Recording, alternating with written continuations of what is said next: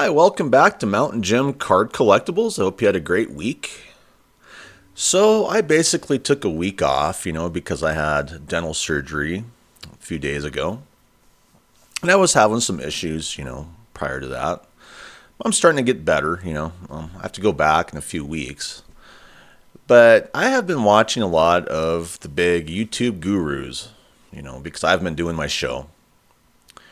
And I guess one thing that came to mind is something that's always been on the back burners for me, and that's the fact that every now and then I have people say that sports card collectors are beta males.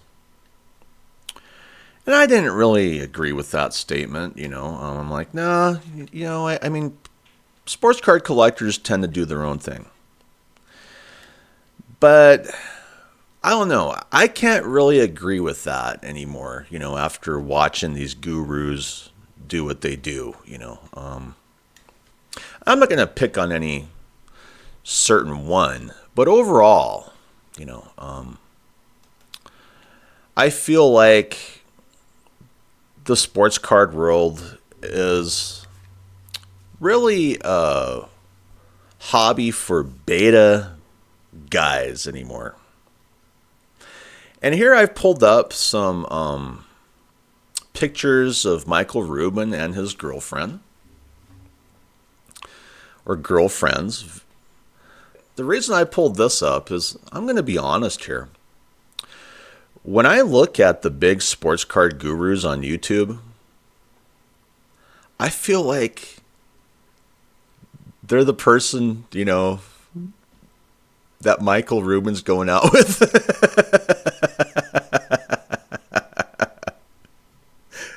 Betas. Beta males. Now here I am just at Sports Collectors Daily. And I'm just going to touch on, some of the things that I've noticed this past week. Because, I wasn't doing any shows, but I've been watching these big YouTube gurus do their thing, okay? And, the first thing that comes out at me is this industry news of the PSA report that details increasing card counterfeit attempts, okay? Of course PSA is going to be pushing this, So you keep sending them cards. And of course the beta males, who are your big hobby heroes, your big sports card YouTube gurus, they're pushing it as well. I'm not going to say who they are.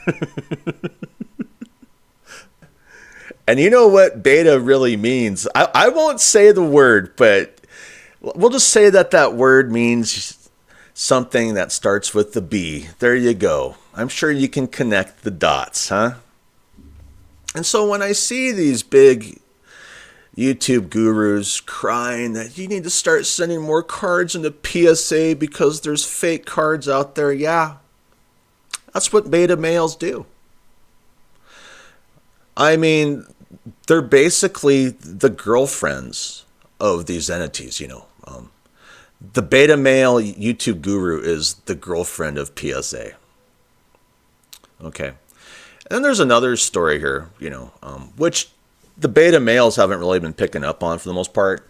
I did see Jeff Wilson do a story about this, and really I'm surprised that he's the one that's been focused on this more than anyone else, okay?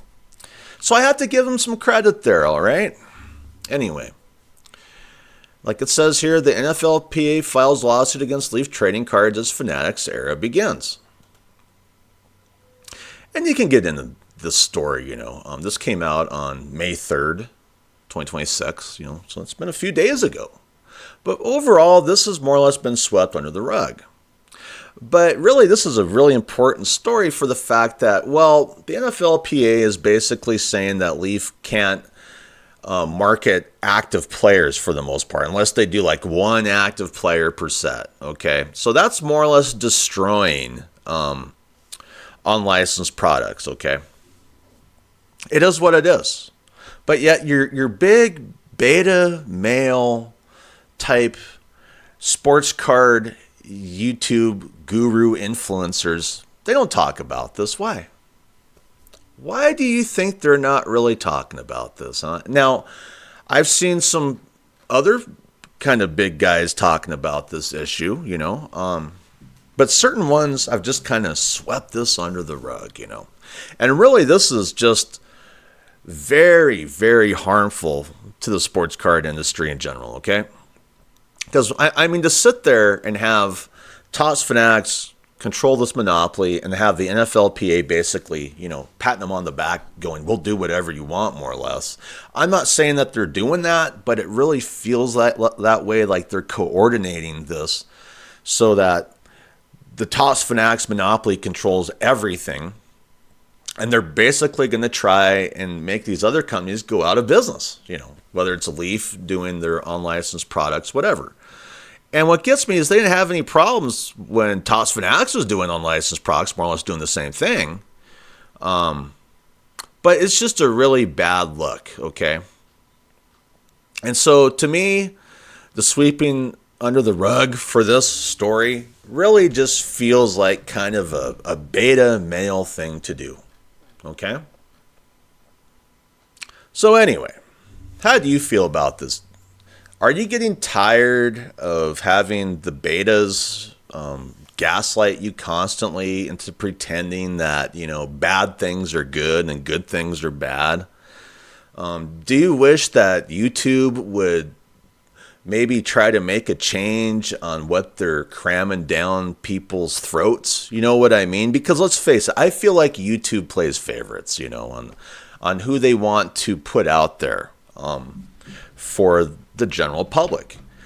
And for one reason or another, YouTube has chosen betas as the mouthpiece of the sports card collecting world, at least when it comes to YouTube.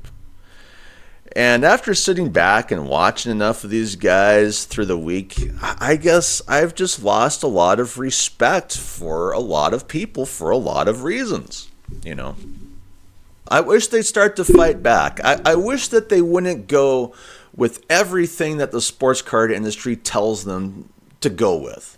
I wish they'd stop gaslighting the public in the process as well, because we all know it's just about their monetized channel and getting their YouTube checks, and that's just it. It's just so disgusting, And so I guess I've lost a lot of respect for the YouTube sports card guru community since I haven't been doing my episodes, because I've just been watching them do what they do.